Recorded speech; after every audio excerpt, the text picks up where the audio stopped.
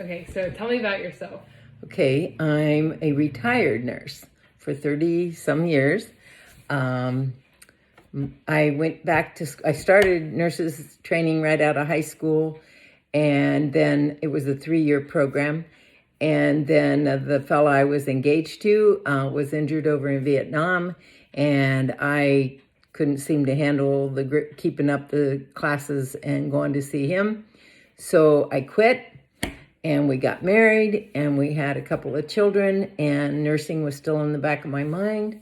So when Edison's program came, I took that as a sign, and I applied at Edison and got my degree, and went to. I feel really strongly about Edison being able to work with everybody's schedule. Like, I was a mom, and I would go part-time, to school. It took me 3 years as opposed to 2 years because of having a family. But they work so well with you to try to get you where you want to be.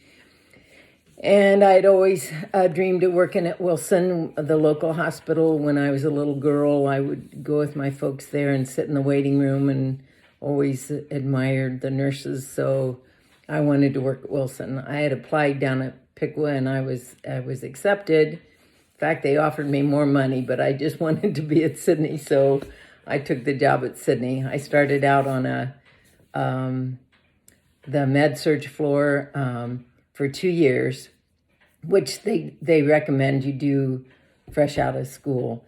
And then I went down to surgery, and I was working in surgery for a couple years, and we would spell the girls in recovery room so for their lunch hour, and I really liked recovery room. What motivates you?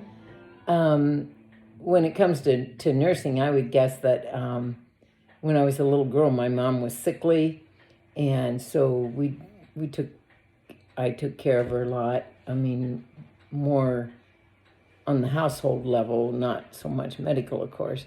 But I think wanting to take care of people, help them in a time of need. Okay. How did you handle failure?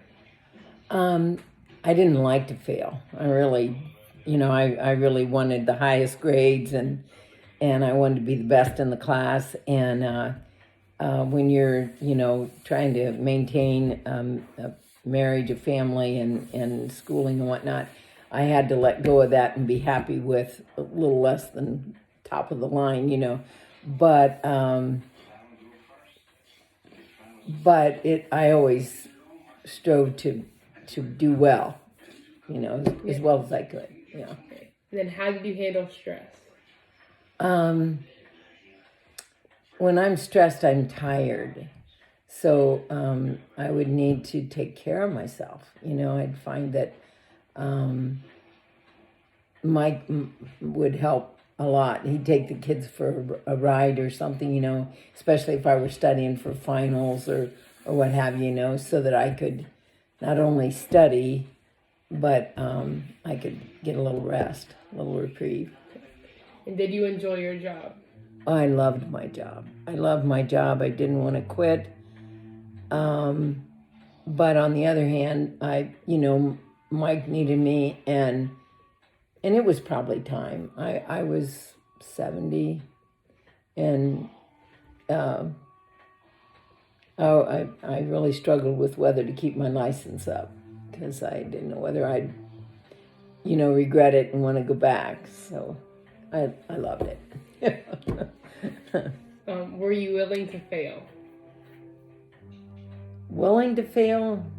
No, I wouldn't say that. I would not. I mean, if I found an area in nursing that I knew I was not having a good feeling about, then if you call that failure to say, no, I don't want to be a psychiatric nurse, or no, I don't want to be an OB nurse. As I made my rotations, I kept thinking something will speak to me that will tell me that's the nurse, that's where I want to specialize. but it didn't. I loved them all when I was there. But I did notice that there were things like about psychiatric nursing that I did not like. As far as OB, they showed us a terrible video of a patient that had DIC and something else. I can't remember it offhand, but she was just bleeding. And I was sitting there in the seats, and I just wanted to get up and help her. And I felt really frustrated that I couldn't help. I didn't know what to do to help her. And at that time, that scared me out of OB nursing. When I thought back about it years later, I thought, well, you dummy, you get that information, you get that background when you specialize in that area and you know how to help them. But the other thing in OB that struck me was that things are either very, very happy in OB or they're very, very sad, So I kind of veered away from OB nursing. Not that we didn't I took care of cesarean section patients, in PACU. So I did get a little bit of that, so, yeah. Okay, describe your work ethic. I think you probably get your work ethic already from school with how you carry through with your studies, or your goals to get a test or what have you, But I started out working at a 5 and dime behind the counter fixing food, And I always worked right to the end, and I was always there on time, and I was, I would pick up extra, and certainly that, bled over into nursing because you just don't leave at 3:30 or whatever when your shift's up. If your patients are still needing care, you've still got charting to do or what have you, you can't abandon your patient. You need to stay there. And so, yeah. Okay. What is your greatest strength? My greatest strength, tenacity. I think I'm strong and determined, and it's not just a job. Nursing is a profession. You're a professional, and you have to really want to give. There's a lot to be said for all the background of knowing all the knowledge there is about the body, but how will your greatest strength help you perform? I don't know if I mentioned greatest strength as someone that I feel like I'm kind of personable, but when I would go into a room to get a patient prepared for surgery, they're pretty nervous. They don't know what they're going to find or how much pain they're going to be in. They're very anxious.